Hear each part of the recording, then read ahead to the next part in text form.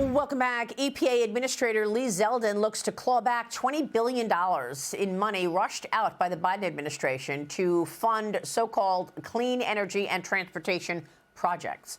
This comes as the EPA cancels another $600,000 in media subscriptions following the discovery and cancellation of more than $400,000 going to Politico. Zeldin also says the Biden administration tried to rush out roughly $20 billion in EPA money, which he says was found in gold bars at an outside financial institution. Joining me now is the man himself, EPA Administrator Lee Zeldin. Lee, it's good to see you. Thank you so much for being here. I want to get back to the clawing back of the $20 billion, but first, what happened to the money and why was it in gold bars? Tell us what happened. This whole thing started a couple months ago where a video came out of a Biden EPA political appointee talking about how they were throwing gold bars off the Titanic, rushing to get billions of dollars out the door before Inauguration Day. I was going through my confirmation process at the time, and senators who had seen this video concerned, asking for me to commit, if confirmed, once I get there, would I make it my top priority to make sure that we were getting a full accounting and to do something about it? Absolutely. I even said that during my confirmation hearing itself. So what I spent my weekend doing, I finally got my hands on financial agent agreements between Treasury and the bank, account control agreements, amended account control agreements, general counsel reviews. And the timing of this stuff is wild. It was all done in a race to get $20 billion out the door before Inauguration Day. And it is in writing built to ensure that the government would have as little accountability over this money as possible. That is just incredible. I mean, to rush the money out just so that President Trump can't get his hands on it or you cannot get your hands on it. But I want to get your take on how easy it is going to be to get that $20 billion, because last night on Kudlow, one of the guests said it's not for you to access. Watch this. Here's Doug Holtz-Aiken.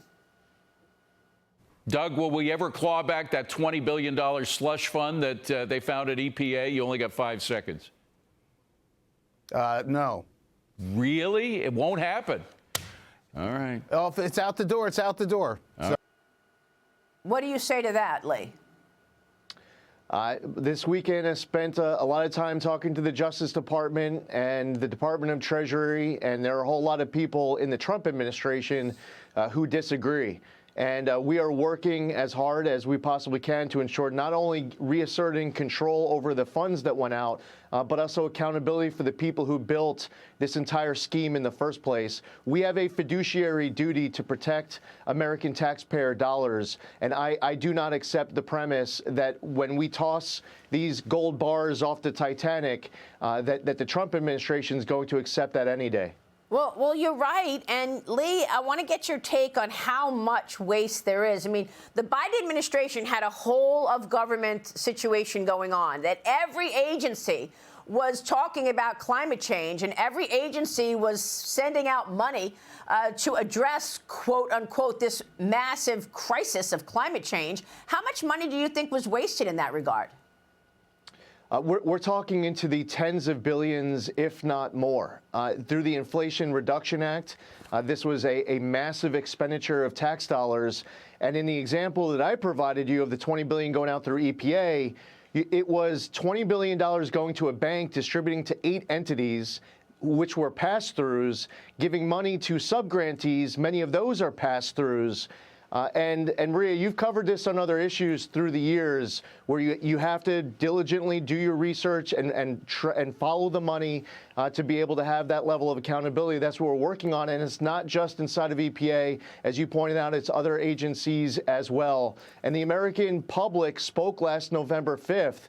And while they vote for President Trump and people say, well, they didn't vote for Elon Musk and all these people to make government operate more efficiently, I would say that in many respects, that's exactly what the American public voted for, was having a government that would be better stewards of tax dollars, caring about the economy, unleashing energy dominance, making sure that taxes are lowered and the cost of living in America goes down. These are opportunities that the American public voted for. We're doing our jobs to fight to make sure that there's accountability over their tax dollars. Well, we all appreciate that very much. I mean, it's absolutely incredible. What were the Biden administration officials doing I mean, other than being asleep at the wheel, you know, you're actually doing your job. President Trump's team doing their jobs and looking at and finding all this waste under every rock. I mean, Elon Musk is also talking about rampant fraud at the Social Security Administration.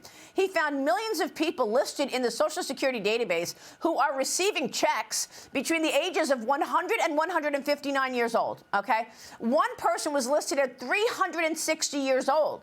Lee, I mean, look, to be clear, there's the oldest person in America is 114 years old. Good for her. You posted on X that DOJ helped the EPA identify and cancel 9 wasteful DEI and environmental justice contracts, saying taxpayers $60 million is what it costs people. Tell us more. So this was towards the end of last week. We canceled 9 grants, about $60 million. This is funding that was going for DEI, environmental justice.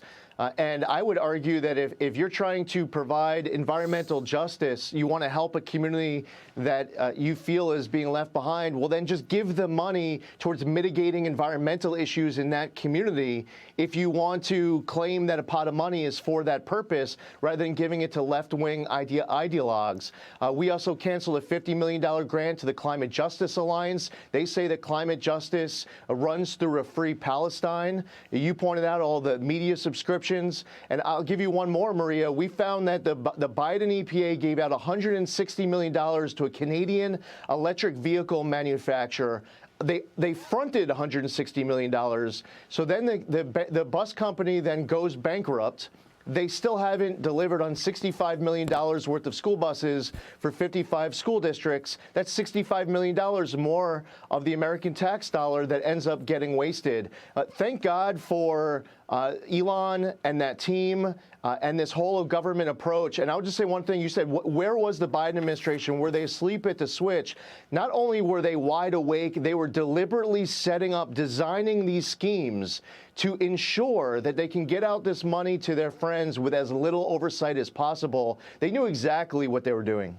That is just disgusting. And it comes on top of the $7 trillion that the Democrats spent, Joe Biden and Kamala Harris spent, which sent inflation soaring all the way up to 9.1%, 40-year highs in inflation, impacting every single American citizen in one way or another.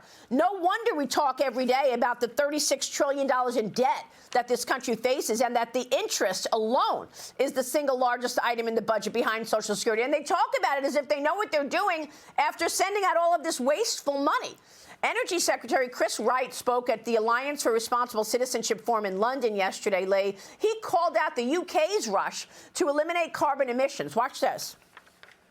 Net zero 2050 is a sinister goal. It's a terrible goal.